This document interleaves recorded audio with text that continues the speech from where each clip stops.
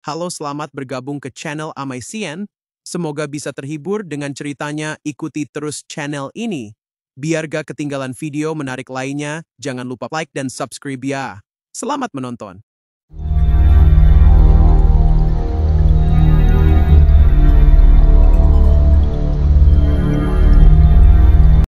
Suara mesin mobil tua merong pelan menembus kabut tebal di jalan menanjak.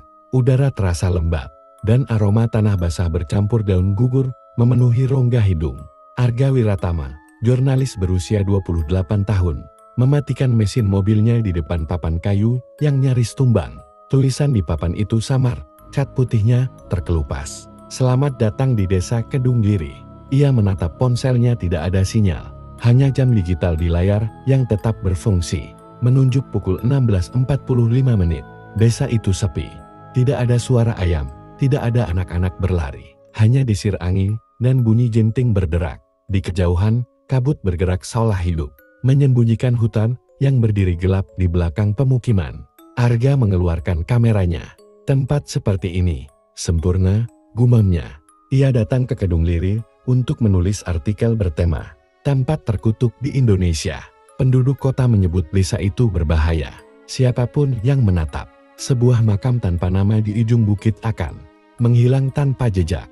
Bagi Arga, kisah seperti itu hanyalah legenda rakyat sampai hari itu. Langkahnya berhenti di depan rumah bambu tua. Di depan pintu, seorang wanita tua berdiri dengan tatapan tajam. Rambutnya putih kusut, matanya sembab seperti habis menangis. Ia membawa botol jamu kecil di tangannya. Orang kota, suaranya serak tapi dalam. "Iya Bu, saya Arga, jurnalis. Saya ingin menulis tentang desa ini." Wanita itu menatapnya lama. "Nama saya Makwanti. Kalau kau ingin menulis, tulislah tentang orang hidup. Jangan usik yang tidur." Arga tersenyum kaku. Berpikir wanita itu hanya menakut-nakutinya. "Saya cuma ingin tahu cerita makam tanpa nama itu." Makwanti menunduk. "Makam itu bukan untuk dilihat. Banyak yang sudah pergi ke sana. Tak satu pun kembali dengan utuh." Arga mengerutkan kening. "Maksudnya?" "MNINGGL tanda tanya." Wanita itu tidak menjawab. Ia hanya melangkah mundur, lalu menutup pintu dengan suara keras. Langit mulai gelap. Arga memutuskan mencari penginapan. Di ujung jalan, ia bertemu seorang pemuda membawa parang dan kantong sirih di pinggang. "Mas Arga, ya?" tanda tanya. Sapanya. "Iya, kau kenal saya? Saya Seno, disuruh Pak Kepala Dusun jemput. Katanya Mas Arga mau nginep di rumah singgah." Arga mengangguk lega. "Kau tahu tentang makam itu?" Seno menatap sekitar, lalu berbisik, "Jangan tanya keras-keras. Ada yang dengar." Malam turun cepat di Kedungliri, kabut menebal. Menelan suara jangkrik dan aroma hujan yang datang pelan. Dari jendela rumah singgah, Arga menatap ke arah bukit. Di kejauhan, di balik pohon-pohon besar, tampak cahaya redup berwarna oranye seolah dari api kecil. Ia mengangkat kameranya dan membidik. Dalam lensa, samar-samar terlihat sesuatu berdiri di dekat cahaya itu. Bentuknya menyerupai tubuh manusia, tapi tanpa kepala. Arga menurunkan kameranya dengan tangan gemetar. Ia menatap lagi ke arah bukit, namun cahaya itu telah padam. Matahari nyaris tak menembus kabut yang menggantung rendah, menelan suara ayam dan desir angin. Udara lembab seperti napas seseorang yang bersembunyi di balik pepohonan. Arga menatap halaman rumah singgah yang dipenuhi dedaunan kering. Ia tidak tidur. Semalam bayangan tubuh tanpa kepala yang dilihatnya di bukit terus menghantui pikirannya. Tapi rasa takut itu kalah oleh rasa ingin tahu. Seno muncul, membawa 2 gelas kopi hitam. "Kau tidak tidur, Mas?" Arga menatapnya. "Aku melihat sesuatu semalam di bukit." Seno berhenti menuang kopi. "Jangan bilang kau melihat cahaya oranye itu." "Ya, dan ada sesuatu di sana, seperti tubuh manusia." Seno menatap tanah. "Kau sudah dipanggil," katanya lirih. Arga mengerutkan kening. "Dipanggil oleh siapa? Kalau kau sudah lihat cahaya itu, artinya makam itu tahu kau datang." "Omong kosong." Arga tertawa kecil, tapi suaranya terdengar getir. "Aku tidak percaya hal-hal semacam itu." Seno tak menjawab. Ia hanya menyerahkan kopi dan keluar diam-diam. Siang hari, Arga berjalan menyusuri jalan setapak menuju rumah Makwanti. Rumah itu terasa dingin, meski matahari mulai naik. Di depan pintu, Makwanti sudah menunggu. seperti tahu ia akan datang. Kau melihatnya, ya? Suaranya pelan, tapi menggema di dalam kepala Arga. Apa maksud itu? Cahaya dari bukit. Itu bukan cahaya manusia. Arga menelan ludah. Saya ingin tahu apa sebenarnya yang ada di sana. Saya menulis tentang tempat terkutuk, tapi yang saya temukan lebih dari itu. Makwanti menarik napas panjang. Tangannya gemetar saat mengangkat botol jamu kecil berwarna coklat tua. Dulu, sebelum desa ini berdiri, di bukit itu ada keluarga yang dibuang. Mereka dituduh membawa wabah. Saat meninggal, tak ada satupun yang mau memandikan atau mengubur mereka dengan nama. Sejak itu, setiap kali ada orang yang menatap makam itu dengan niat ingin tahu, makamnya menatap balik, menatap balik. Arga mengulang dengan nada tak percaya. Makwanti menatap matanya tajam. Kau akan tahu sendiri kalau kau tetap keras kepala. Arga hendak membantah, tapi tiba-tiba angin dingin menyapu ruangan. Semua botol jamu di rak bergemerincing, dan seekor burung gagak menabrak jendela, lalu jatuh mati di lantai. Makwanti terdiam. Sudah terlambat, bisiknya. Dia sudah melihatmu.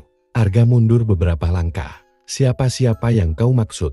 Makwanti menatap keluar jendela, ke arah bukit yang mulai diselimuti kabut pekat. Makam itu sedang memanggil namamu. Suara gonggongan anjing terdengar dari luar, diikuti oleh jeritan samar seorang perempuan dari kejauhan. Arga berlari ke jendela, tapi yang terlihat hanya kabut. Ketika ia menoleh kembali, Makwanti sudah tidak ada di tempatnya. Yang tertinggal hanya botol jamu pecah di lantai dan setetes darah segar ditutupnya. Seluruh desa dalam kabut dan kesunyian. Sejak Makwanti menghilang, suasana di rumah singgah terasa berubah. Arga duduk di depan meja kayu, menatap botol jamu yang ia temukan pagi tadi di halaman rumah. Makwanti, tutupnya retak, dan di dalam cairan itu tampak seperti ada serat rambut halus yang melayang perlahan. Ia membuka buku catatannya. Hari kedua di Kadung. Lirir, penduduk menghindari. Pembicaraan tentang makam tanpa nama. Makwanti menghilang setelah memperingatkanku. Aku mulai mendengar suara di malam hari. Suara yang memanggil namaku. Suara itu muncul lagi. Lembut, seperti napas di telinga. Arga. Ia mendongak, menatap ke arah jendela. Hanya kabut dan cahaya lampu minyak yang bergetar tertiup angin. Tapi ketika ia menoleh ke dinding belakang, sesuatu membuat darahnya membeku. Di dinding kayu yang lembab, terpahat sebuah ukiran berbentuk mata. Ukirannya dalam, seperti dicongkel dengan benda tajam. Dan di tengah-tengah pahatan itu, cairan merah kehitaman menetes perlahan. Seolah dinding itu berdarah. Arga mundur. Apa ini? Tiba-tiba pintu depan diketuk keras. Tok, tok, tok. Arga menggenggam kameranya dan membuka perlahan. Seno berdiri di luar, wajahnya pucat, nafasnya tersengal. Mas, jangan tinggal sendirian malam ini, katanya tergesa. Ada apa? Seno menatap ke dalam rumah. Begitu matanya menangkap ukiran itu, ia langsung mundur. Kau sudah ditandai. Ditandai oleh siapa? Seno menggigit bibirnya. Oleh makam itu. Mata itu muncul di rumah siapapun yang dilihat oleh arwah di bukit. Arwah? Arga mendekat. Aku tidak percaya hal semacam itu. Seno menatapnya tajam. Kalau begitu, ikut aku sekarang. Aku akan tunjukkan sesuatu. Mereka berjalan menembus kabut menuju tepi desa. Di sana, di sebuah gubuk kosong, Seno menyalakan lampu minyak. Dindingnya penuh dengan ukiran mata puluhan, ratusan. Ini rumah orang-orang yang menghilang, kata Seno pelan. Setiap kali seseorang melihat makam itu, lambang ini muncul di rumahnya malam berikutnya. 2 hari kemudian, orang itu hilang. Arga menatap ukiran itu, perutnya terasa bual. Kenapa kau tunjukkan ini padaku? Karena aku melihatnya juga, jawab Seno lirih. Malam sebelum kau datang, angin bertiup kencang, memadamkan lampu minyak. Dalam kegelapan, suara napas berat terdengar di dekat telinga Arga. Arga, ia menoleh cepat. Tak ada siapapun, hanya kabut yang menari di udara dan dinding-dinding. Penuh mata yang seolah menatap balik. Seno berteriak pelan, jangan menatap mereka. Tapi sudah terlambat. Arga terpaku. Salah satu ukiran mata di dinding perlahan berkedip. Arga dan Seno berjalan pulang dalam diam. Setelah malam mengerikan itu, di gubuk, penuh ukiran mata. Udara lembab, tanah berembun, dan aroma besi samar masih melekat di hidung mereka seperti darah yang belum mengering. Arga berusaha menenangkan pikirannya. Ia menatap Seno yang berjalan di depannya. Ada sesuatu yang janggal pada langkah pria itu tergesa, seolah ingin menjauh dari tempat itu secepat mungkin. "Kenapa kau tahu semua tentang ukiran itu?" tanya Arga. Seno tak langsung menjawab. "Aku pernah kehilangan seseorang dulu." "Siapa?" "Adikku." Suara Seno lirih, nyaris tenggelam di balik embusan kabut. "Dia hilang setelah melihat makam itu. Sama seperti orang lain, tapi waktu itu aku tidak bisa menyelamatkannya." Mereka tiba di rumah Seno. Dinding bambunya mulai lapuk, namun di bagian dalam terdapat beberapa lembar kertas yang ditempel. Rapat sketsa makan, foto kabur, dan catatan-catatan aneh dengan tulisan tangan berbeda. Arga mendekat, membaca salah satu catatan. "Mata akan membuka jalan. Darah akan menjadi persembahan. Arwah akan bangkit jika dipanggil oleh yang berutang." "Siapa yang menulis ini?" tanya Arga dengan dahi berkerut. Seno menjawab pelan, "Makwanti." Arga tertegun. Jadi dia tahu tentang ini sejak lama. Seno mengangguk. Dia penjaga terakhir. Tapi sebelum hilang, dia sempat menulis surat untukku. Ia mengeluarkan amplop lusuh dari saku bajunya. Di bagian depan tertulis, "Untuk yang membawa orang luar ke Kedunggiri." Arga menatapnya dengan curiga. "Orang luar? Maksudnya aku?" Seno tak berani menatap balik. "Aku tidak tahu surat ini ditujukan padamu atau orang lain. Tapi aku memang diperingatkan agar tidak membawa siapapun ke desa ini." Arga merasa darahnya mendidih. "Kau tahu ada bahaya di sini, tapi tetap membawaku." "Mas Arga, dengarkan dulu." Seno mencoba menjelaskan.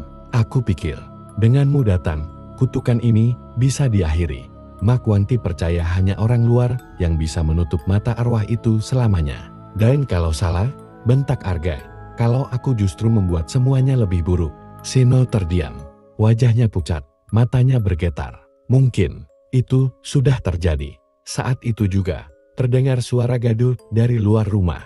Suara langkah kaki, bukan satu, tapi banyak. Arga mengintip lewat celah dinding bambu.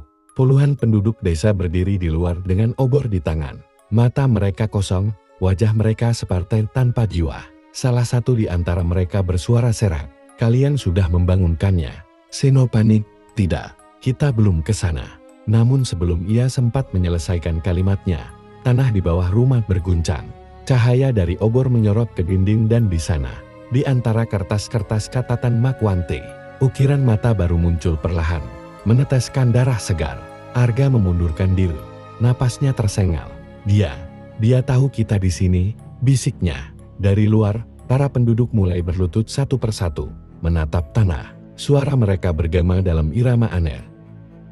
"Buka matanya, buka matanya, buka matanya." Arga memandang Seno dengan campuran marah dan nyeri. "Kau bilang ini akan menghentikan kutukan, tapi yang kau lakukan justru memanggilnya." Seno menatap balik dengan mata basah. "Aku tidak punya pilihan. Aku ingin menebus dosaku." "Dosa apa?" Seno menunduk, suaranya nyaris bergetar. "Aku yang menandai Makwanti pertama kali." Suara aneh dari kejauhan seperti bisikan yang berulang-ulang memanggil sesuatu yang tak kasat mata. Kabut semakin pekat, membuat obor-obor yang dibawa para penduduk bergetar di antara bayangan. Arga dan Seno bersembunyi di balik dinding bambu, menatap pemandangan yang tak masuk akal. "Kenapa mereka begitu?" tanya Arga berbisik. Seno memejamkan mata, napasnya berat. "Itu bukan mereka lagi. Mereka sudah diambil." "Diambil oleh siapa?" Seno menatap ke tanah. "Oleh yang dikubur tanpa nama." Dari celah dinding, Arga melihat seorang lelaki tua berdiri di tengah kerumunan, membawa kendi tanah liat besar. Lelaki itu mulai membaca mantra dalam bahasa kuno yang tak dimengerti. Setiap kali ia melafalkan kata, tanah di bawahnya bergetar halus, dan dari retakan itu keluar kabut hitam yang berputar pelan seperti asap hidup. Arga berbisik, "Kita harus keluar dari sini, Seno." Namun Seno menatap ritual itu dengan mata kosong. "Tidak, aku harus ikut. Ini satu-satunya cara menebus kesalahanku." "Apa yang kau lakukan dulu sebenarnya?" desak Arga. Seno menelan ludah. "Aku yang membuka jalur ke makam itu. Aku menggali tanahnya atas permintaan Makwanti kami. Pikir dengan itu kutukan akan berakhir. Tapi justru kami membangunkannya." Suara mantra makin keras. Lelaki tua itu mengangkat kendi, lalu menuang isinya ke tanah. Cairan hitam pekat mengalir seperti darah. Tanah mulai berdenyut ya. Berdenyut seolah ada sesuatu hidup di bawah sana ya, yang sedang bergerak mendekat. Seno melangkah ke depan. "Jangan," seru Arga, menarik lengannya. Tapi Seno menepis. "Kalau aku tidak menutupnya, semua orang akan mati." Seno melangkah ke tengah lingkaran penduduk. Orang-orang tidak menoleh padanya. Mata mereka kosong dan pandangan lurus ke tanah. Ia mengambil kendi dari tangan si laki tua dan menggantinya dengan botol jamu. "Makwanti yang dulu ditemukan Arga. Aku tahu ini yang dia maksud," gumamnya. Tiba-tiba, dari bawah tanah, terdengar suara berat seperti napas panjang yang dihembuskan dari kedalaman bumi. Obor-obor bergetar, kabut berputar seperti pusaran. Arga berteriak, "Seno, keluar dari sana." Tapi Seno memecahkan botol jamu itu di tanah. Cairan di dalamnya menyentuh cairan hitam, dan campuran itu mengeluarkan asap tebal berwarna merah tua. Penduduk desa serentak berteriak, tubuh mereka gemetar hebat. Lalu hening, semua suara lenyap, seolah dunia berhenti bernafas. Ketika kabut mulai menipis, Arga melihat Seno berdiri di tengah lingkaran. Tubuhnya bergetar. Dari dadanya mengalir darah hitam yang menetes ke tanah. Di bawah kakinya, muncul tangan pucat berlumur lumpur. Muncul dari dalam bumi. Seno menatap Arga dengan wajah ketakutan. "Aku sudah memanggilnya." Dan sebelum Arga sempat mendekat, tangan itu menarik tubuh Seno ke bawah tanah. Ia sempat berteriak sekali, lalu lenyap di telan bumi yang kembali menutup rapat. Arga terdiam. Di sekitarnya, para penduduk pingsan, obor padam, dan hanya kabut yang tersisa. Namun di tanah tempat Seno berdiri tadi, muncul sebuah ukiran mata baru, tergores dari darah segar. Dan di udara yang dingin dan lengang itu, suara Makwanti terdengar samar dari kejauhan. "Arga, sekarang giliranmu." Semua suara lenyap, bahkan langkah kaki Arga sendiri nyaris tak terdengar. Ia berdiri di tengah lapangan desa yang kini dipenuhi tanah, berlumpur bekas dari ritual semalam. Tidak ada seorang pun di sana. Obor yang tertancap di tanah sudah padam, menyisakan bau minyak gosong dan tanah basah. Arga memanggil pelan, "Seno." Tak ada jawaban. Hanya suara gemericik air dari saluran kecil di sisi lapangan. Ia mendekat, lututnya lemas, pikirannya masih kacau. Semua yang ia lihat semalam terasa seperti mimpi buruk yang terlalu nyata. Tapi saat menunduk, sesuatu membuat jantungnya hampir berhenti.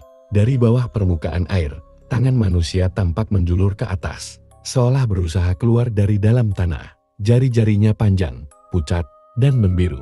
Arga mundur beberapa langkah, napasnya memburu. Namun tangan itu bergerak perlahan, gemetar, tapi nyata. Arga berlari ke rumah singgah. Pintu terbuka separuh, dan di dalamnya, semuanya berantakan. Meja terbalik, catatan-catatan berserakan. Dan di dinding mata-mata ukiran kini bertambah banyak. Ia menghitung cepat .1.2.2.3.8. Dan di bawah setiap ukiran, ada nama yang ditulis dengan darah. Nama-nama penduduk desa. Hanya satu yang belum tertulis namanya sendiri. Ia mengambil kamera, menyalakan perekam. "Kalau aku tidak keluar hidup-hidup dari sini," katanya dengan suara bergetar, "tolong siapapun yang menemukan rekaman ini, jangan pernah datang ke Kedunggiri." Tiba-tiba, suara pintu kayu berderit pelan di belakangnya. Arga menoleh. Di ambang pintu, berdiri sosok wanita berambut panjang. Wajahnya tertutup kain lusuh. Pakaiannya compang-camping, tapi tangan kirinya menggenggam botol jamu pecah botol Makwanti. "Makwanti." Suara Arga nyaris berbisik.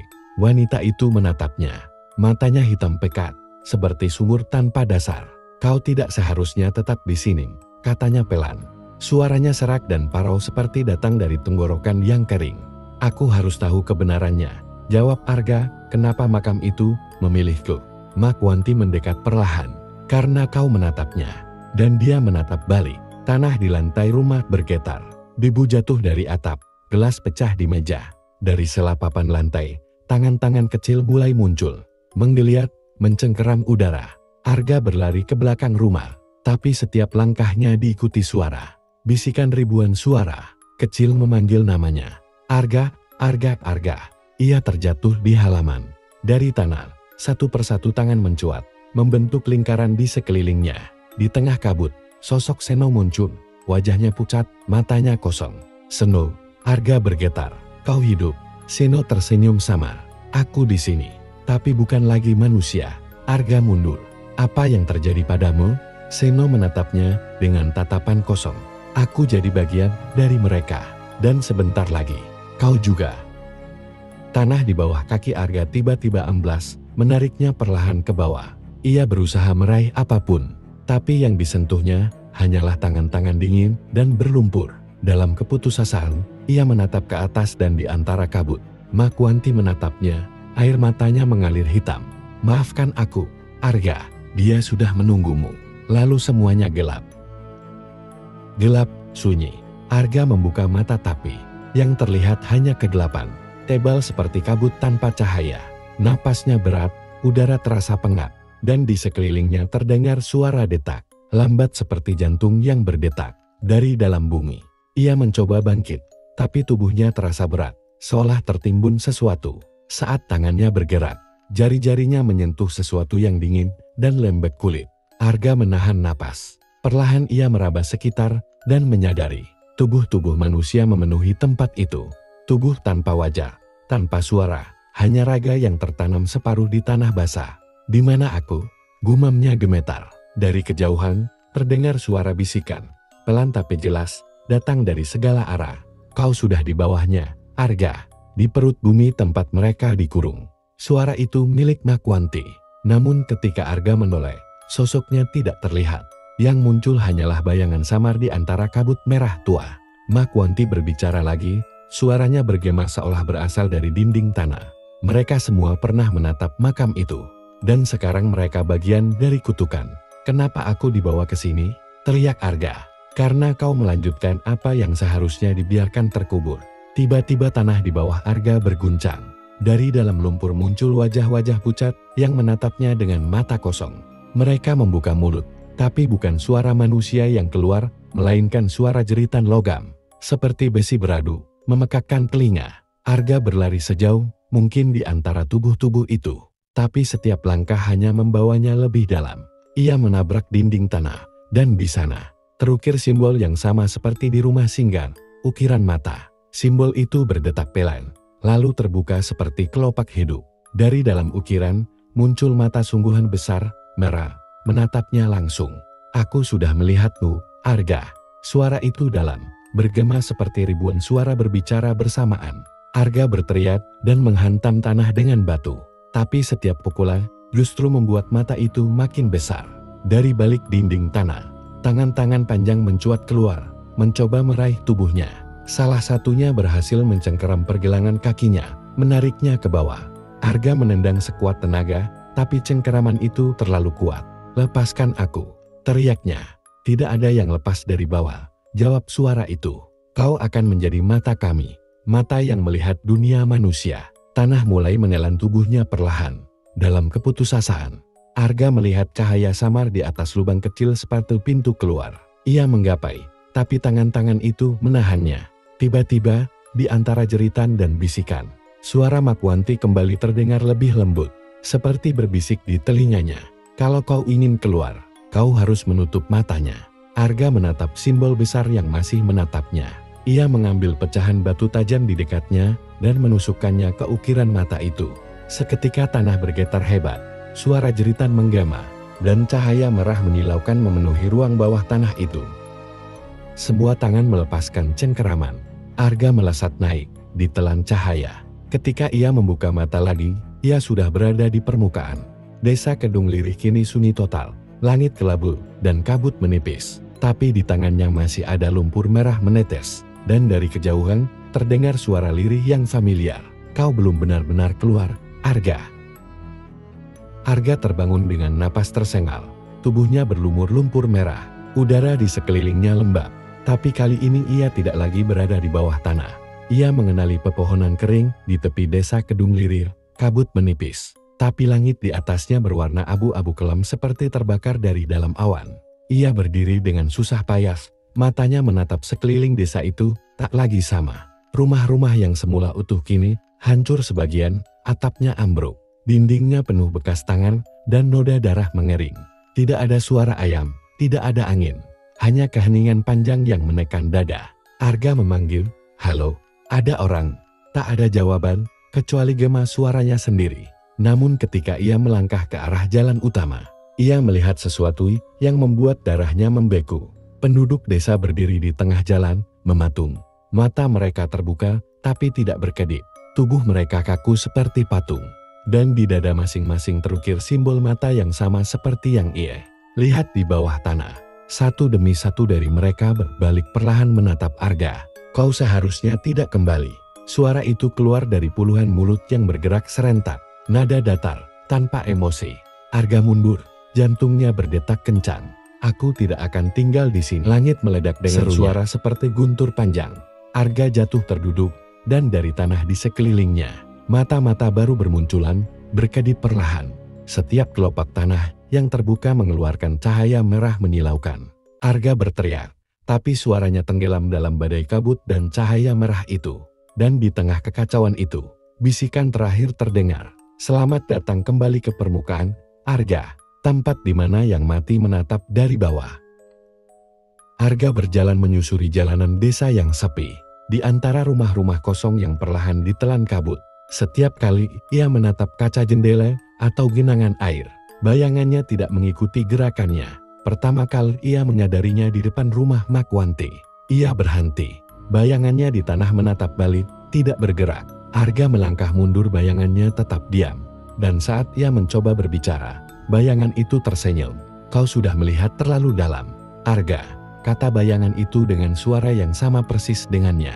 Arga terhuyung, napasnya berat. Ia berlari masuk ke dalam rumah, menutup pintu rapat-rapat.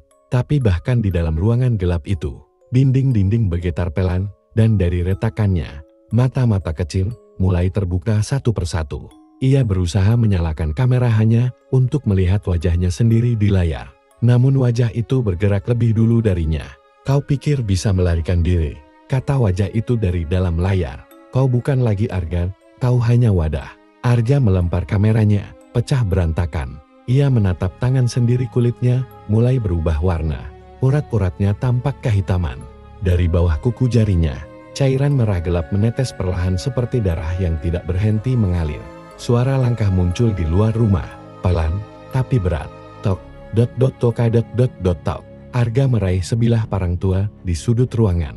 Ia menunggu, menahan napas. Pintu bergoyang pelan, lalu terbuka sendiri. Di ambangnya berdiri sosok Seno pucat dengan mata hitam legam. Namun kini, tubuhnya tampak berasap tipis, seolah kabut hidup menempel padanya.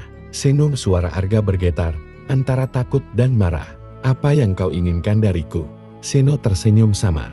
"Aku ingin membantumu, menerima dirimu yang baru." "Apa maksudmu?" Seno mendekat perlahan. "Kau pikir kau keluar dari bawah, tapi sebenarnya kau menggantikan sesuatu di sana. Ada harga yang harus dibayar agar pintu itu tetap tertutup. Dan harga itu adalah kau." Arga menggeleng. "Tidak, aku tidak akan jadi bagiannya." Seno tertawa pelan. "Kau sudah jadi bagiannya sejak pertama kali menatap makam itu."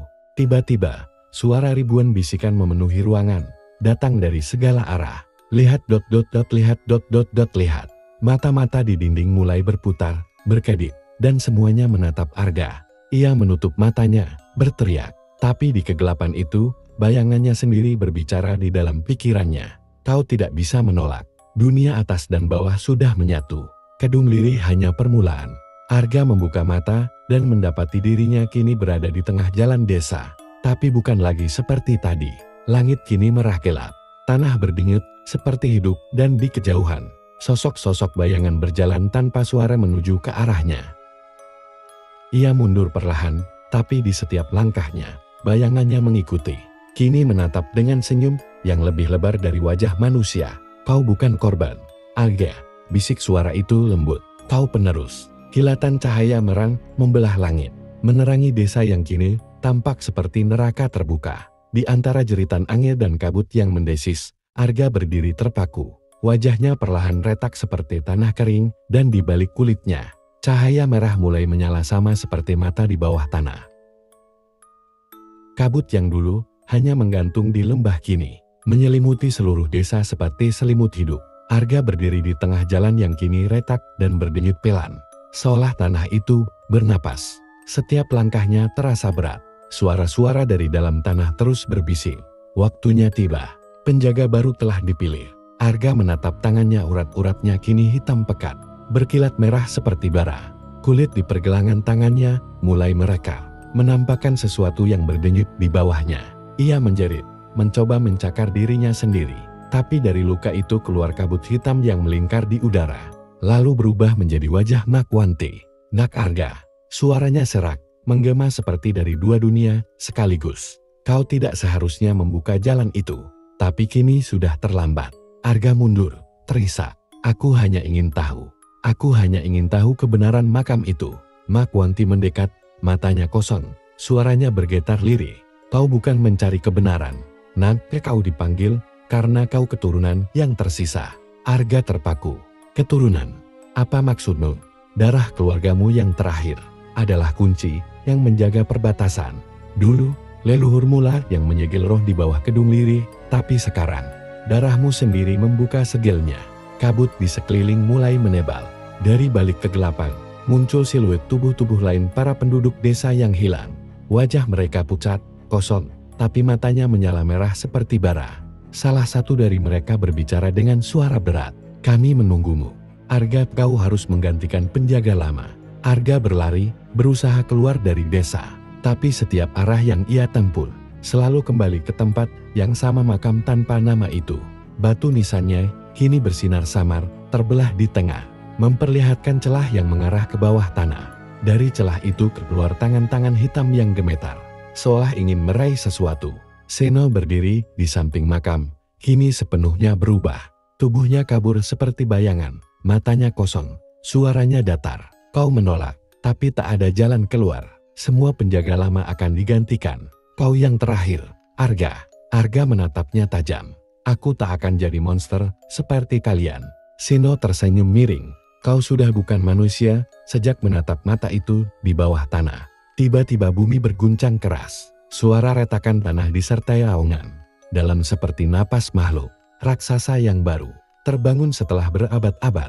Batu nisan pecah seluruhnya. Dan dari dalamnya muncul sosok hitam tinggi.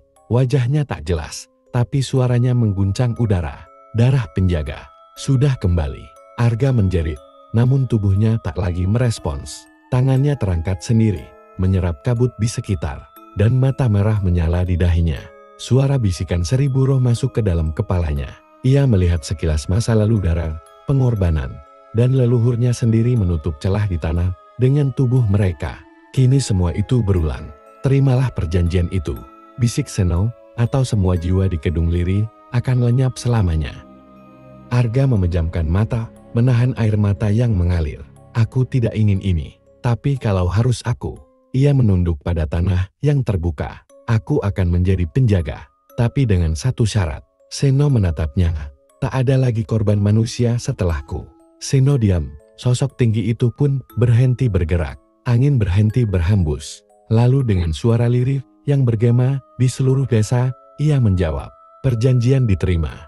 Cahaya merah meledak dari tanah, menyilaukan segalanya. Saat kabut mereda, kedung lirih menjadi sunyi. Tak ada mayat, tak ada darah. Hanya makam tanpa nama yang kini tertutup rapat kembali. Dan di batu nisan yang baru terbentuk, tertulis dengan darah kering. Arga, penjaga baru desa Kedung Lirih. Sudah entah berapa hari, bulan, atau tahun berlalu sejak malam itu. Kedung Lirih kini tampak damai, angin bertiup lembut. Sawah menghijau, dan suara ayam jantan kembali terdengar setiap pagi. Tapi tidak ada satupun warga yang tahu mengapa mereka hidup kembali. Tidak ada yang mengingat malam penuh darah itu. Tidak ada yang tahu siapa Arga. Makam tanpa nama di tengah hutan kini hanya tinggal batu tua berlumut. Dan di bawahnya, keheningan abadi yang menyimpan sesuatu yang jauh lebih hidup daripada yang terlihat. Di bawah tanah itu, di antara dinding batu dan akar pohon, Arga duduk sendiri. Matanya memandang kosong ke arah seberkas cahaya samar yang menembus dari atas. Ia tidak merasakan lapar, tidak lelah, dan tidak tahu waktu. Hanya bisikan lembut di sekelilingnya yang menemani hari-harinya. Penjaga tidak boleh meninggalkan tempatnya. Penjaga harus diam sampai segel kembali goyah. Arga mencoba berbicara, tapi suaranya hanya bergema di ruang kosong. Ia memandangi tangannya, kulitnya kini pucat abu-abu.